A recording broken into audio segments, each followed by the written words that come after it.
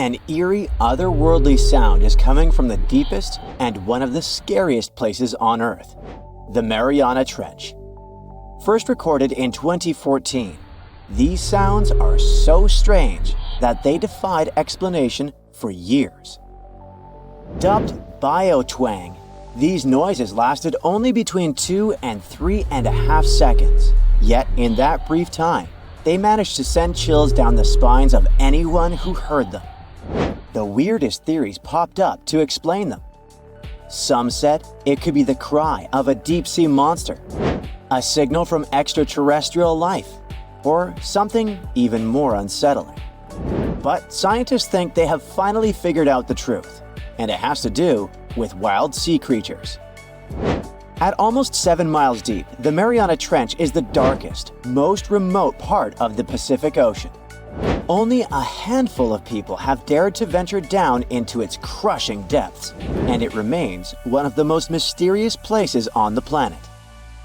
In 2014, when underwater gliders patrolling the trench for acoustic surveys picked up these strange noises, scientists knew they were onto something big. But they had no idea what. The noise can be divided into 2 distinct parts. It starts with a deep, rumbling sound that echoes through the depths.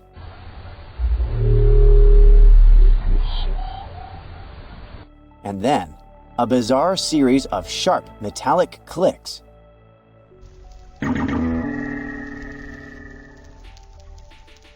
That some have compared to the noises made by spaceships in Star Trek.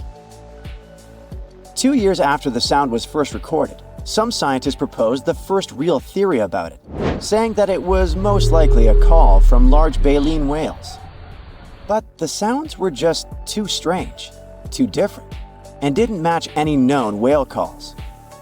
Still, it was only a hypothesis, and without visual confirmation, it remained just that, a guess. Fast forward 10 years to 2024, and researchers at the National Oceanic and Atmospheric Administration believe they've finally cracked the case. To get some initial answers, they knew they had to analyze their database, which had over 200,000 hours of ocean sound records. It's no easy task, though. With all the noise coming from boats, plants, marine animals, and the ocean's movement itself, figuring out underwater sounds can be pretty tricky. And we can say it is simply impossible to analyze it all manually. The solution was to create an artificial intelligence tool to investigate these recordings. This technique could help solve the mystery in a matter of months instead of years. Thankfully, this technology has succeeded and has been able to confirm that the culprit behind the deep, metallic sounds is indeed whales. But actually, a different species. The culprits are bride's whales. Bride's whales are truly oceanic giants, weighing over 40 tons. They have long, slender, blue-gray bodies gliding through the water with stunning grace. These beauties can be found across the Atlantic, Indian, and Pacific Oceans. One thing we know is that bride's whales love warm waters. But hold on, something doesn't quite add up. We can't really call the water in the Mariana Trench warm, since the temperature at the bottom only goes up to 39 degrees Fahrenheit. So, what were these whales doing there? It seems that scientists have an answer to that. The data also showed a spike in biotwang noises during 2016, when a rise in ocean temperatures caused by an El Niño event led to an increase in the number of bride's whales visiting the area. In 2021, on the contrary, there were almost no biotwang records at all. And that makes sense, because it was a La Niña year when the waters were cooler than usual. So, yep, it makes sense that bride's whales were present in the Mariana Trench in the past, and more importantly, they were the ones making the biotwang noises. The research spotted 10 of these whales near the Mariana Islands, and 9 of them were producing these strange sounds. It was not all a huge coincidence. These massive creatures were, in fact, behind the biotwang. But even with this discovery, more questions remain. Why are these whales making such odd noises in the first place? Specialists believe that it could be a form of communication, like a deep-sea version of the game Marco Polo. However, they still don't have enough information to say for sure. For now, the mystery behind the purpose of the Biotwang lives on. On the bright side, the new tech they developed can now be used in tons of other studies. It's a game changer for figuring out whale and other sea creature populations, and how they live and move around in Earth's mysterious oceans. And that can help us better protect these species. This isn't the first time strange sounds from the deep ocean and other remote places on Earth have left scientists scratching their heads. And unlike the noise from the Mariana Trench, we still haven't figured out all the answers to some of them. Take the Julia sound, for example.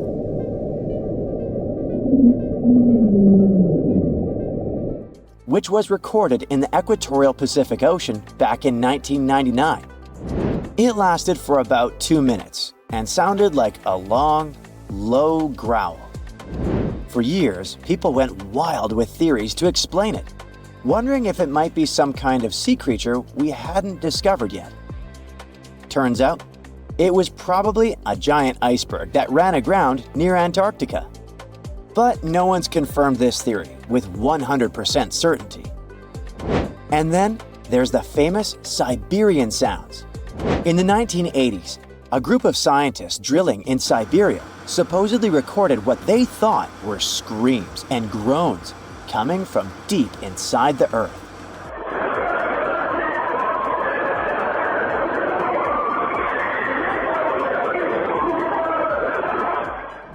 Sounds crazy, right? According to legend, the noises were so freaky that rumors started flying about someone drilling a portal to the underworld. Whether it's true or not, the idea of accidentally disturbing something ancient and creepy deep underground is still a spooky story that gives people chills today. Now, one of the most famous deep-sea mysteries is the bloop. This noise was first recorded in 1997, and it got a lot of attention. It was so loud that it became one of the most powerful underwater sounds ever recorded. Since no known animal is capable of making a sound like that, some folks even speculated that it could be a massive sea monster, maybe even a giant squid. The bloop was picked up by a network of underwater microphones placed in the Pacific Ocean, and scientists now think it probably came from icequakes. Events that happen when large icebergs crack and break apart. Even though that explanation makes the most sense from the scientific point of view, the legend of the bloop being linked to some enormous and unknown sea creature still sticks with people. Another sound that's been confusing scientists for years is the upsweep. This weird sound has been echoing through the Pacific Ocean since 1991. It's made up of these long, sweeping whoops that go from low to high frequency over and over again.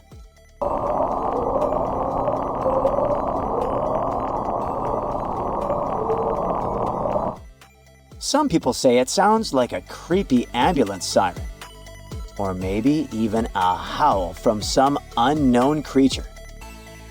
The crazy thing is that no one has been able to figure out exactly what causes it. And for some reason, it changes with the seasons, getting louder in the spring and fall. What is really strange about the upsweep phenomenon is that it doesn't have the usual tone variations you'd expect from something alive, like whales or other sea creatures. That's why some scientists think it might be tied to undersea volcanic activity. They're guessing the upsweep could be the sound of hot lava pouring into cold water. But even that hasn't been confirmed, so the mystery of the upsweep is still wide open, more than 30 years after it was first recorded. Next time you hear about eerie noises coming from the depths of the ocean, remember, it might not be extraterrestrial signals, but the truth could be even more fascinating. As technology gets better, so does our ability to record and analyze these deep-sea sounds, slowly unraveling the mysteries hidden beneath the waves. But for every mystery we solve, it seems like new ones pop up. There is a place deep in the ocean where pressure is 1,000 times stronger than that we're used to at the surface.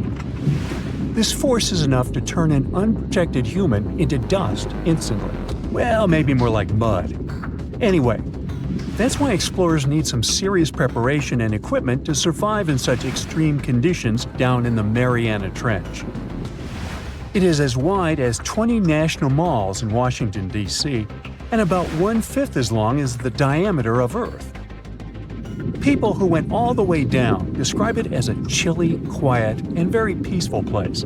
They saw a bright blanket of red and yellow rocky outcrops, and there was a whole variety of unique, small, translucent animals. The popular myth is that more people have gone to the moon than to this deepest place on Earth is not true, though. In total, 24 humans flew to the moon, and at least 27 brave souls dove down to the Mariana Trench. Most of them were explorers and not proper scientists. They just go there for the thrills and also to collect video evidence of different wildlife, geological formations, and human-made objects. Humans started traveling around space and into the ocean depths at around the same time. The first moon landing was in 1969, and the first person to go down the Challenger Deep, the deepest part of the Mariana Trench, did so in 1960.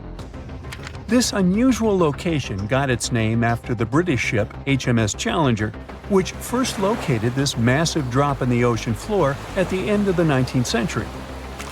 It would take 8 more decades before the first human went down to it. Explorers didn't manage to do it in a conventional submarine.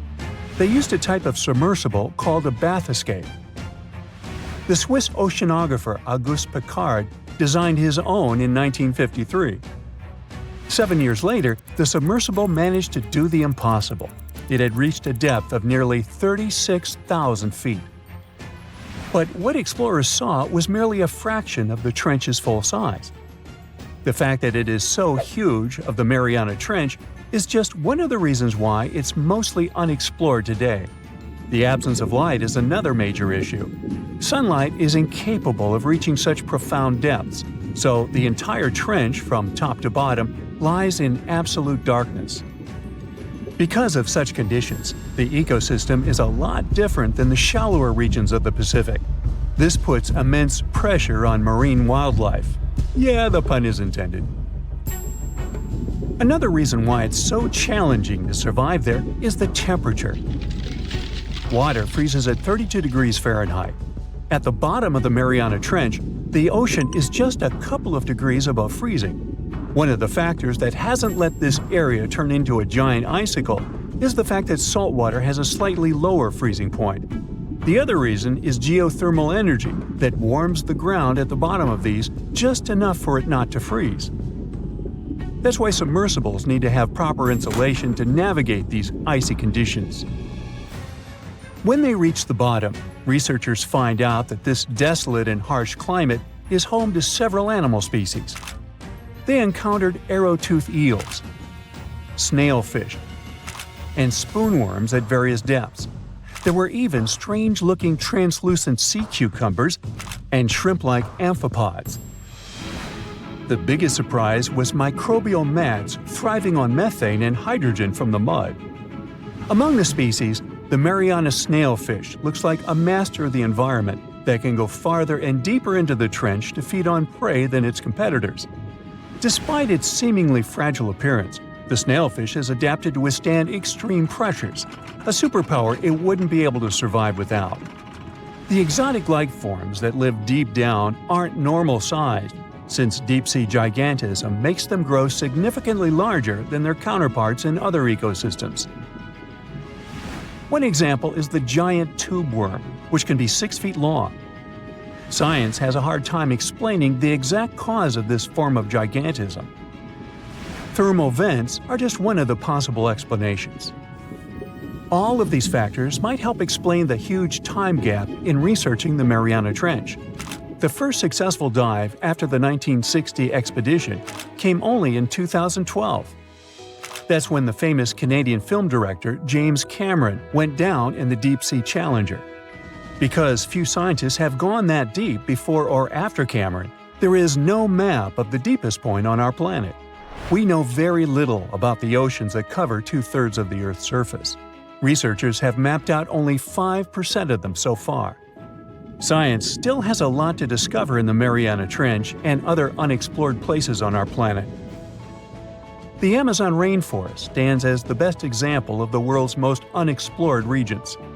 The list of reasons why this part of South America is unknown starts with its wildlife: jaguars, anacondas, piranhas, black caimans, and Brazilian wandering spiders are just some of the creatures that pose a risk for researchers.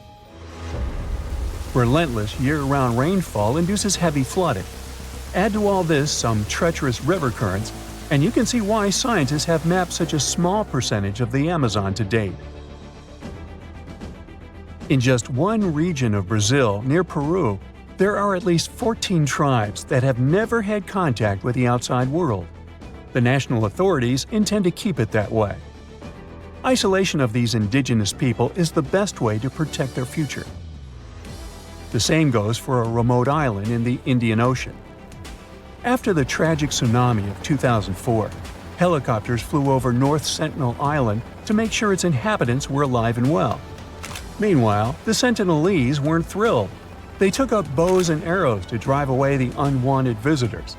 This tribe is one of the last uncontacted tribes on Earth. Although anthropologists and filmmakers visited the island in the late 1960s, we still don't know much about its indigenous population.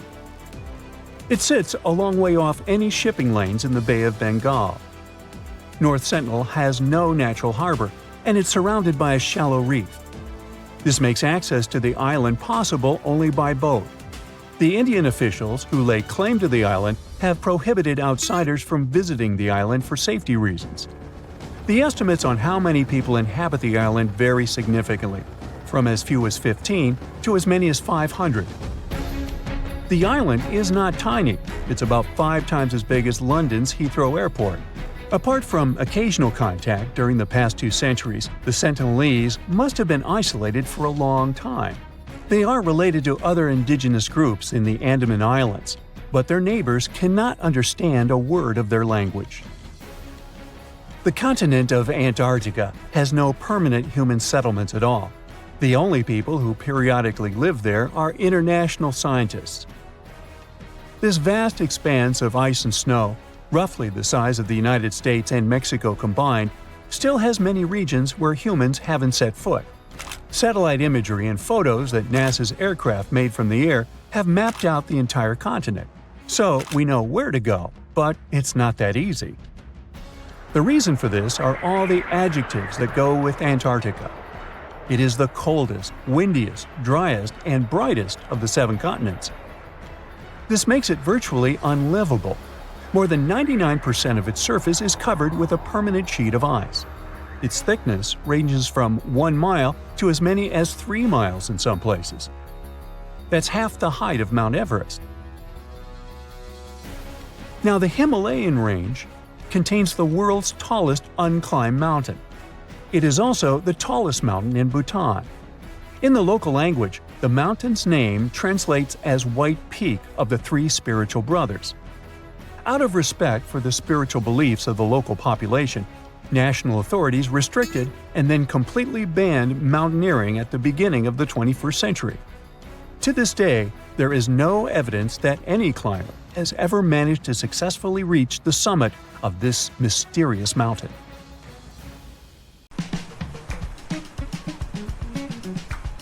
Can you swim? Good.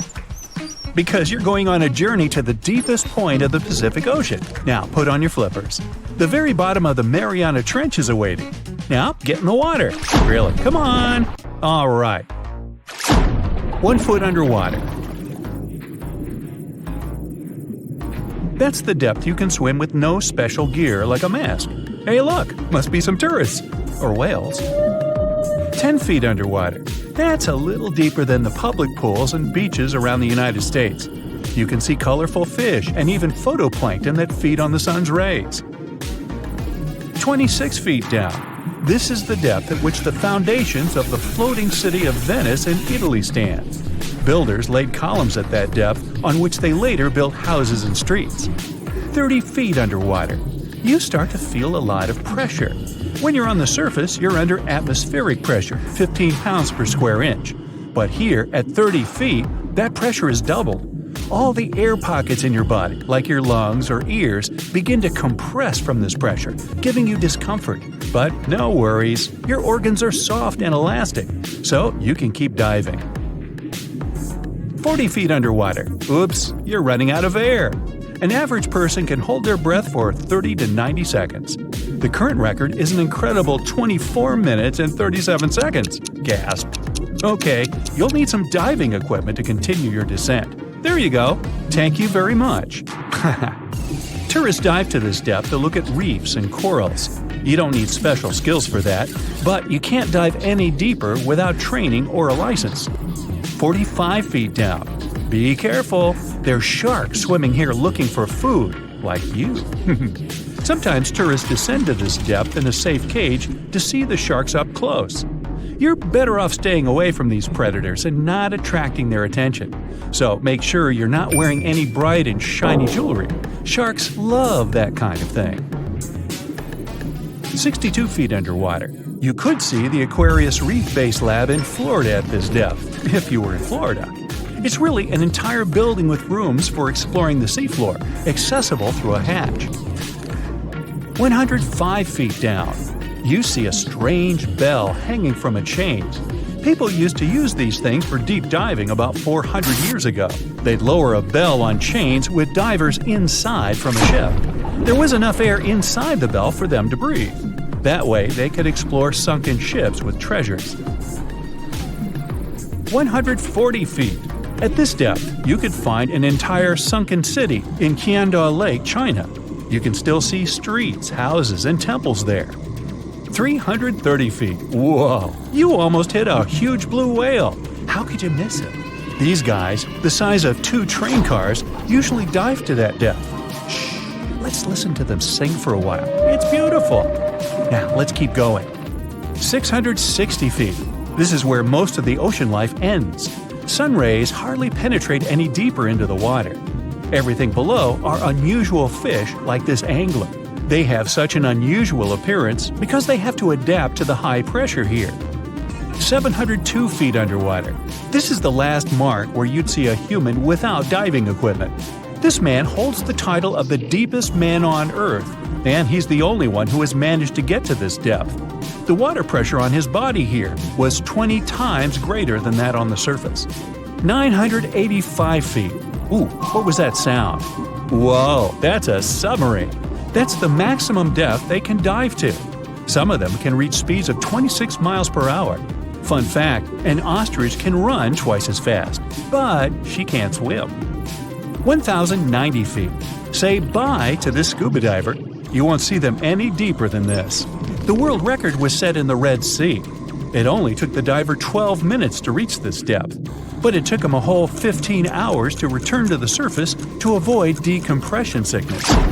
So now you get an atmospheric deep diving suit. It's completely sealed, and you won't feel the insane water pressure on your body in it. 1,454 feet. If you stuck the Empire State Building in the water, its tip would be here, and all the carpet inside of it would be wet. 2,300 feet down.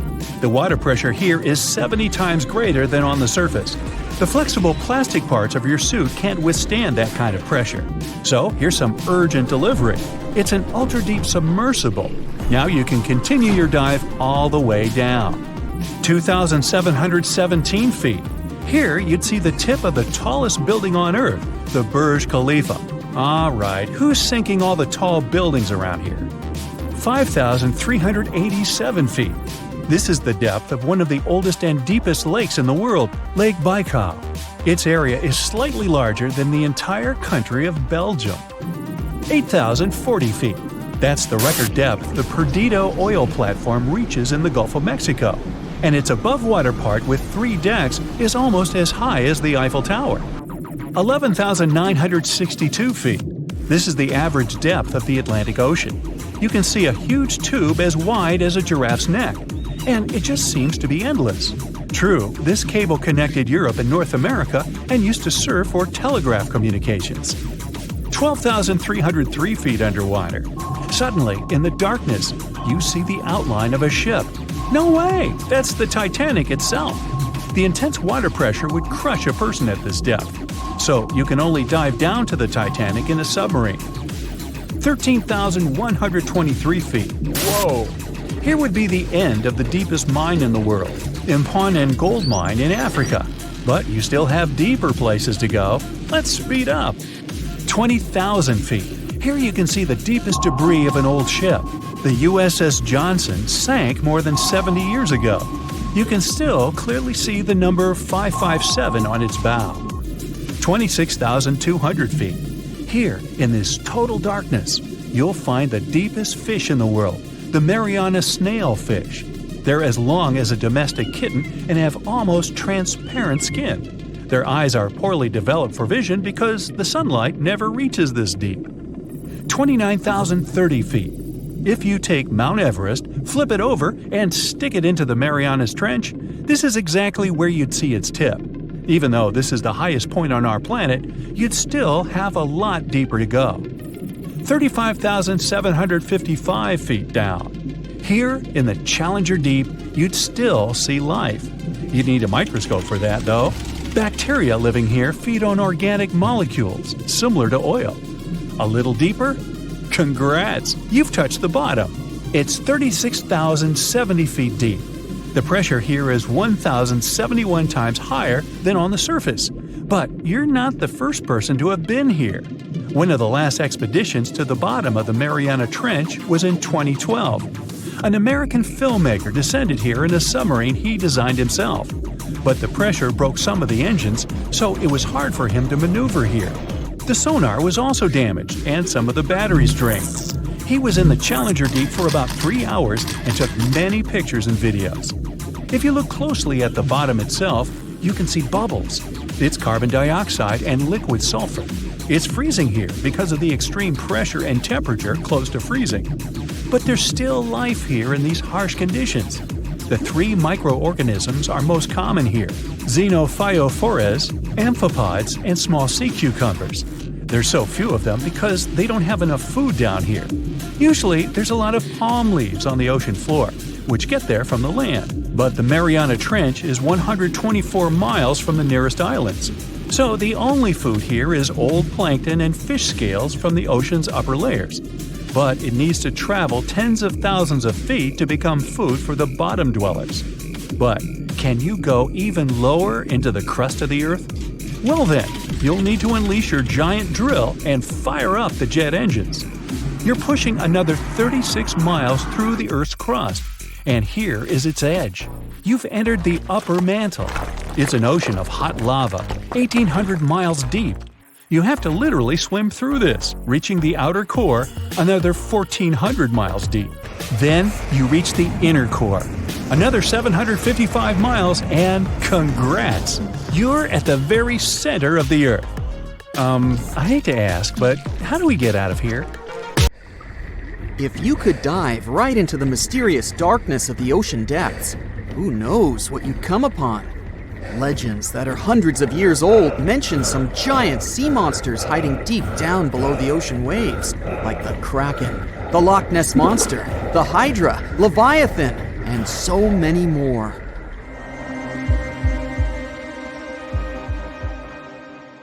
Okay, no one has ever seen such monsters, but there are still weird and unusually big sea spiders, squid, worms, and many other animals that grew way more than we'd expected. Take a look at the colossal squid from sub-Antarctic waters. It's around 14 times longer than the arrow squid that lives near New Zealand. And deep down in the Pacific Ocean, there's a sea sponge as big as a minivan. Oceans contain about 96.5% of all water on our planet. Up to 80% of all life on Earth we've discovered is under the oceanic waves. we haven't explored, mapped, or even seen more than 80% of the ocean.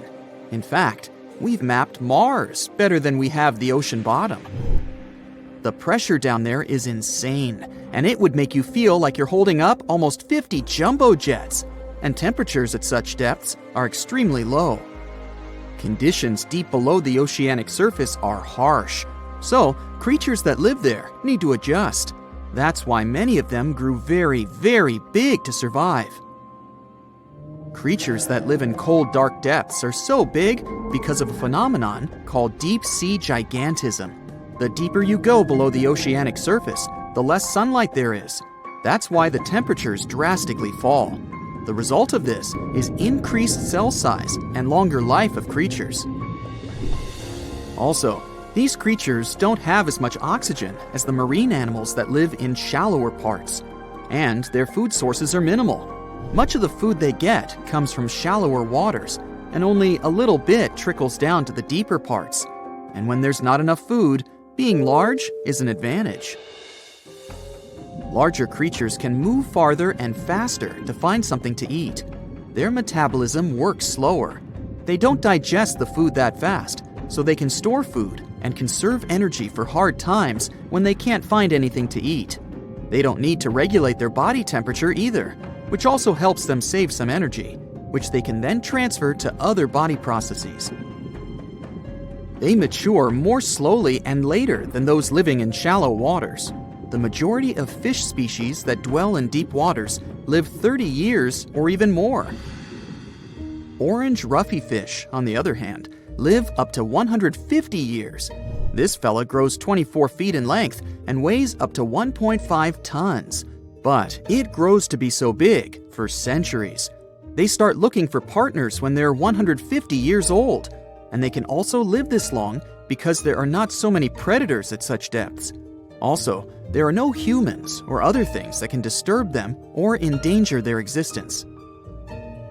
At such depths, the environment is pretty stable, so many animals there are like living fossils because they probably haven't changed in millions of years.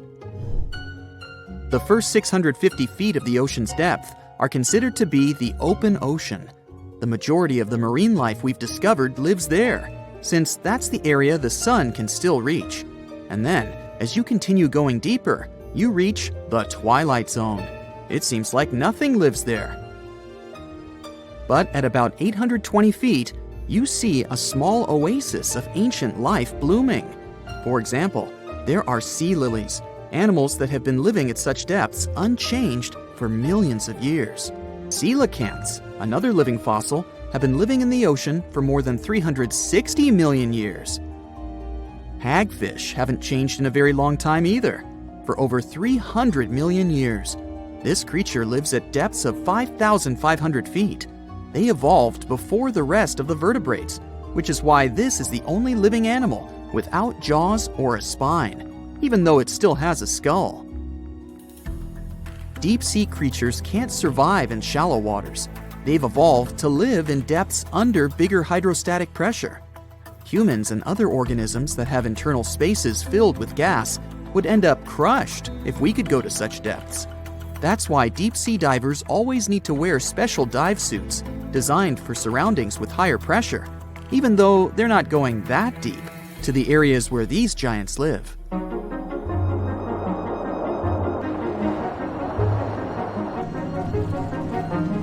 But near Antarctica, you can see gigantism way closer to the surface, like giant sponges, sea slugs, sea spiders the size of a dinner plate, worms, and even some enormous single-celled organisms. They all tend to chill in shallower waters. Scientists are not sure why exactly, but they think it could have something to do with oxygen. Giant species use just a little oxygen, and the waters around Antarctica are pretty rich in it, which means there's hardly any limit to these animals growing bigger and bigger. Back to deep-sea creatures. As mentioned, they had to adjust to strong pressure, so they almost don't have any air gaps in their body at all. They're mostly water-based, and since water is incompressible, which means it's not something you can compress, it helps them stay unaffected at such high pressure. But because of all that, If they were to go up towards the surface, they'd probably swell up, maybe even explode. Just look at the blobfish, the one that takes the title of the ugliest animal in the world. It looks normal deep down below the surface, where its natural habitat is. But when it gets up to the surface, where the pressure is 120 times lower, it changes its shape. The blobfish doesn't have a skeleton or muscles, so without high deep sea pressure, it ends up being all floppy and saggy. The dark oceanic depths are not just scary to watch, but to listen to as well. In 1997, scientists were trying to find underwater volcanoes located off the South American coast. During their travels, they recorded one of the loudest noises ever registered. It was pretty weird, too. It was so loud, even sensors from more than 3,000 miles away managed to pick it up. They later called it the bloop. It took them 15 years to conclude the sound came from an ice quake. That's when seismic activity breaks frozen ground.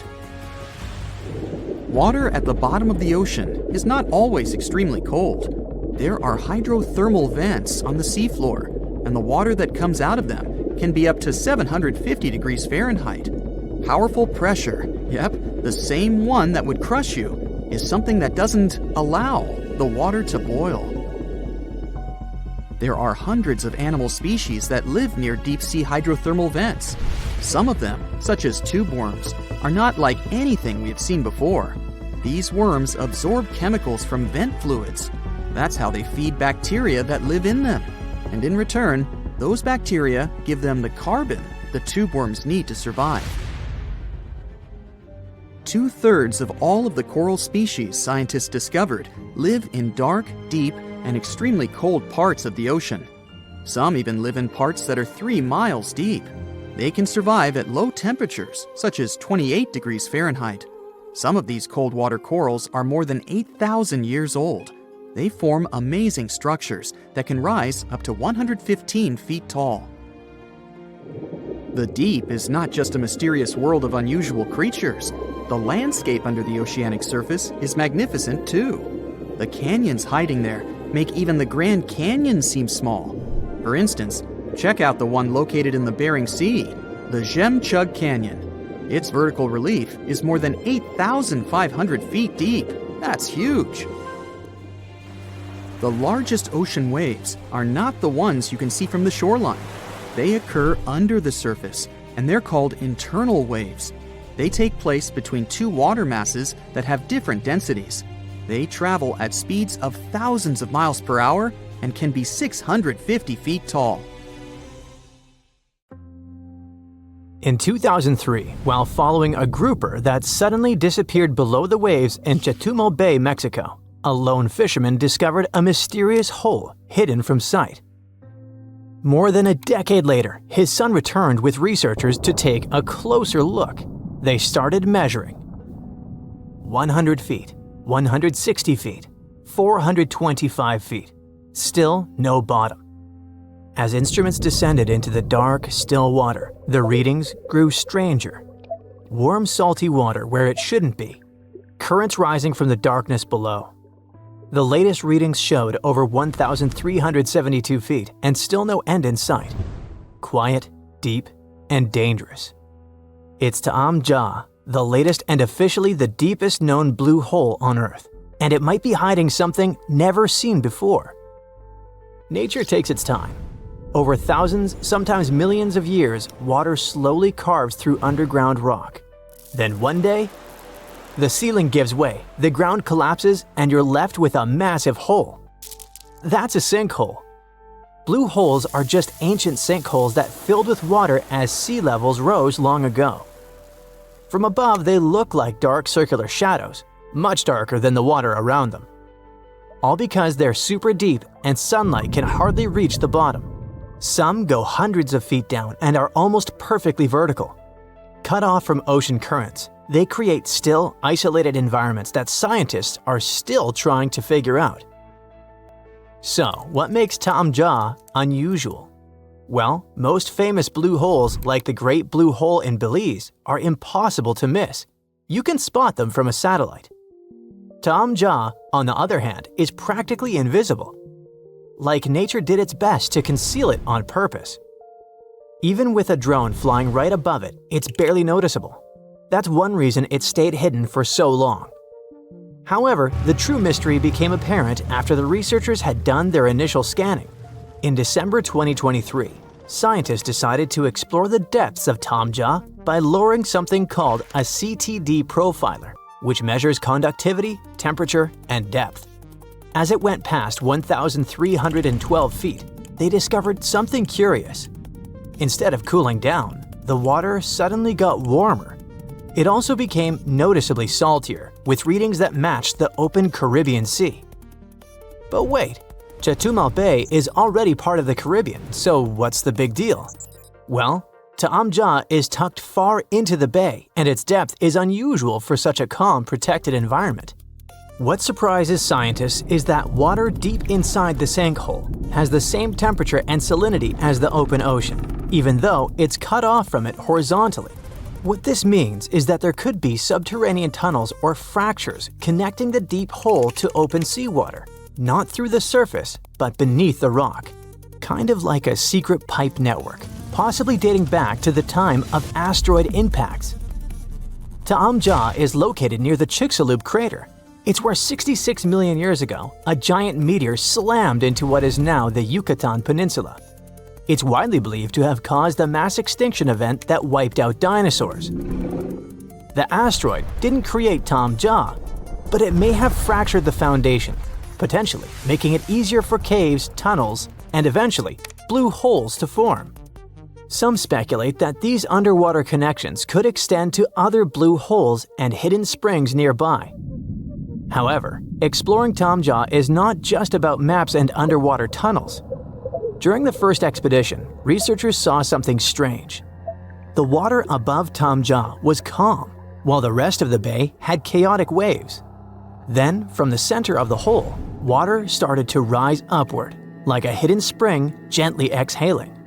Not a geyser, not a splash, just a slow, steady surge, like something beneath had moved and pushed the water up. The fact that this happened only once made the following exploration intimidating for divers. They said that diving felt like encountering a living entity that moved and interacted with them in an intriguing and mystifying way. When you've got a place that deep, that dark, and completely cut off from the rest of the ocean, it's a door to the unknown. While it's probably too tight for the Lovecraftian sea gods to fit in there, it's not impossible that there could be species that no one's ever seen before, maybe even dangerous. It's speculative, but if the hole goes even deeper, any microbial life down there would likely be ancient and adapted to survive in extreme, hostile conditions. It doesn't have to be some scary sea creature. Even tiny, unfamiliar organisms could disrupt modern ecosystems if disturbed or released. There might be water from prehistoric times or something left behind from the asteroid impact that wiped out dinosaurs. This place might be hiding an entire ecosystem that's been sealed off for literally ages. And that matters because if life can survive in such a strange sealed-off place, it might survive in similar environments on moons like Europa or Enceladus. Also, some blue holes, like the Great Blue Hole, contain nasty stuff like clouds of toxic gas that can eat through equipment and even burn your skin. No wonder that divers felt like they were exploring something alive. Now, if you're wondering whether you can rent diving gear and actually go and explore this hole, the answer is no. Basic scuba gear requires certifications. Even dive shops won't rent to uncertified individuals, especially not for places like this. But even if certified, recreational divers can only reach a depth of about 130 feet. Going deeper takes special training, equipment, and a lot of caution. Even professionals rarely go beyond 1,000 feet, and when they do, it's with complicated, risky setups. At these depths, water pressure becomes a major obstacle, enough to crush most equipment not built specifically for it. So for now, Taam Ja remains a mystery that's impossible to uncover while diving. The next stop is most likely sending an ROV, a remotely operated submarine equipped with cameras, arms, and sensors. It can go much deeper than any diver and stay down there longer. ROVs could help uncover layers of fossils, strange chemical zones, and even clues about past climate change.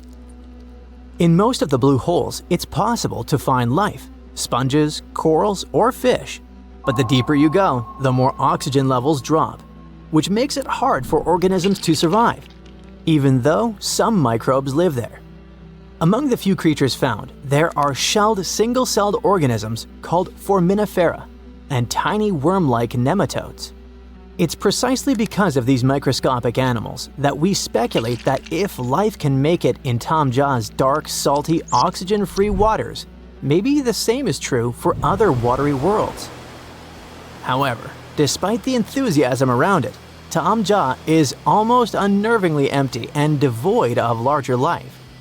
Even near the upper layers where oxygen levels are decent, no fish, no crustaceans, not even a tiny shrimp have been observed. Just tiny organisms invisible to the unaided eye. No bikini bottom, but to be fair, we haven't reached the bottom yet. Which brings us to the speculation. Is it possible that ROVs will never reach the ocean floor? The hole might be deeper than we expect or shaped in a way that makes it hard for our equipment to get accurate readings. It might have side tunnels, ledges, or twists that throw things off. It could also be that the walls are too unstable or the pressure and water chemistry mess with the sensors. In a way, it's like playing an underwater level in slow motion with a robot that can grab things and get damaged. Thankfully, scientists have other options. They can use underwater drones that work on their own, drop cameras that record as they sink, or map the hole from above using sonar. There's more than one way to check its depths. Even with all our technology, there are still places on Earth we haven't explored. We've actually mapped more of Mars than the ocean floor. Spacecraft can scan the entire planet while seafloor mapping is slow, costly, and limited by darkness and pressure. Still, Taam Ja holds the record for the world's deepest blue hole, for now.